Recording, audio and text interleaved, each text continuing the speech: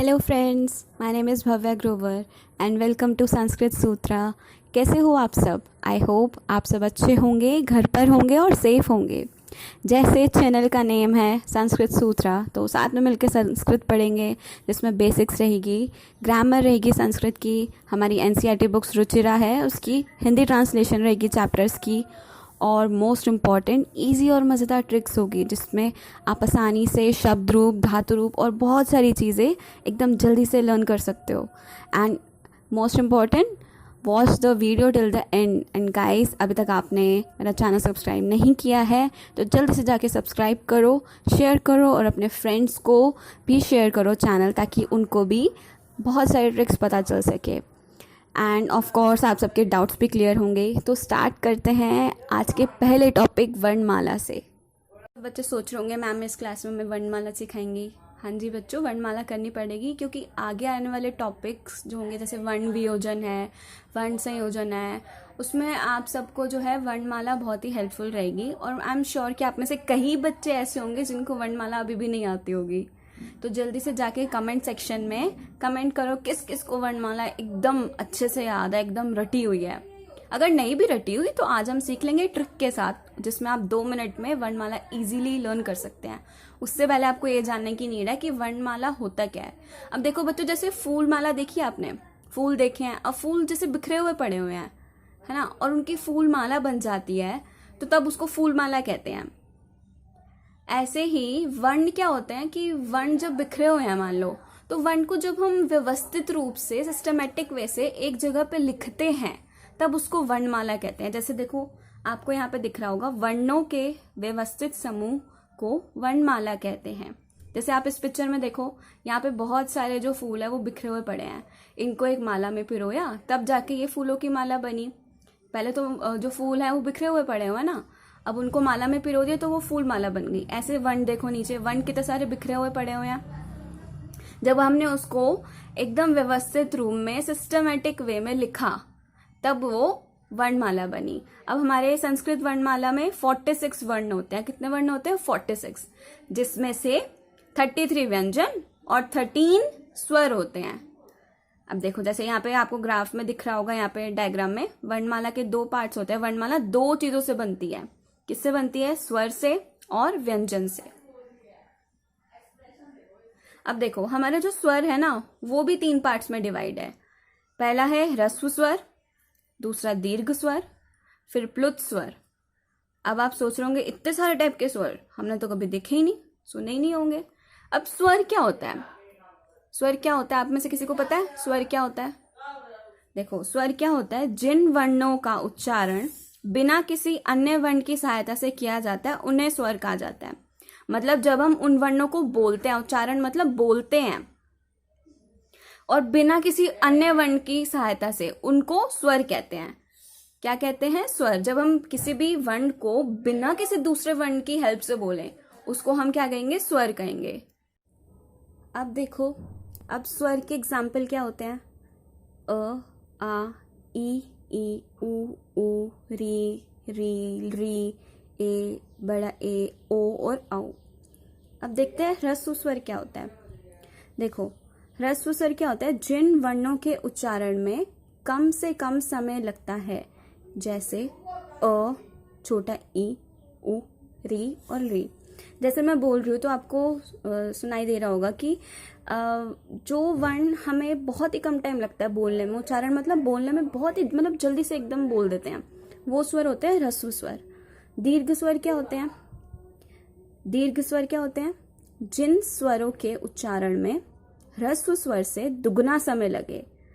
जैसे हम जिन स्वरों को बोलने में हमें जो है ह्रस्व स्वर जो हमारे थे उससे ज्यादा टाइम लगे, उसको हम दीर्घ स्वर कहते हैं। जैसे आ, ई, उ, री, ए, ओ, औ। अब हमें इसमें अ, ई, उ, री तो बड़ी जल्दी से बोल लिया था हमने, अब इसको कितना टाइम लगा था? इससे डबल टाइम लगा ना हमें। अब नेक्स्ट है प्लुत स्वर।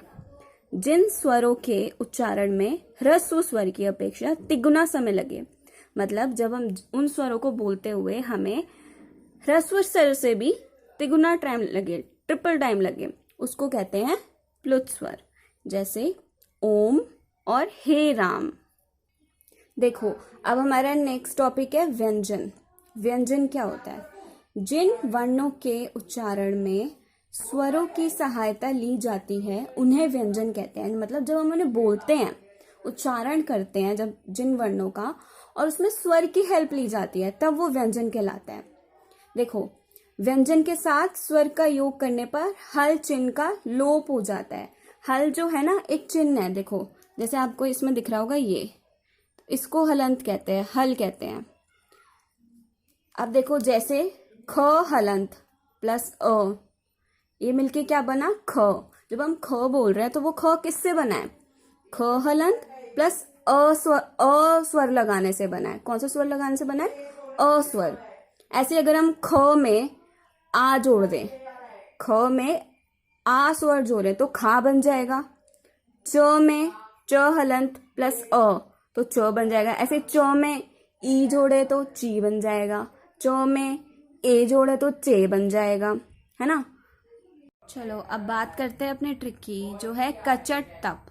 कचट तप। देखो आप पढ़ते हो, कितना तप करते हो ना, उससे याद रखना ट्रिक का नाम है कचट तप। देखो हमें क्या, बच्चों को क्या कंफ्यूजन होती है कि च पहले आएगा, त पहले आएगा या प पहले आएगा। इसलिए कचट तप के थ्रू आप जो है ऑर्डर याद कर सकते हैं। तो पहले कौन सी लाइन आएगी? क वाली। क वाली लाइन में क्या होता है? क ख ग घ न। फिर च वाली लाइन आएगी कचट तप। क के बाद च वाली लाइन च छ ज झ य। फिर ट वाली लाइन ट ठ ड ढ ण। फिर कचट हो गया। अब तप, त से त थ द ध न, और प से प फ ब भ म। तो ये बहुत इजी सी ट्रिक थी वर्णमाला याद करने की, कचट तप। अब क से लेकर म तक जो सारे व्यंजन होते हैं 25 होते हैं, 25 होते हैं, और ये स्पर्श व्यंजन कहते हैं। अब इसके आगे आता है य र ल व।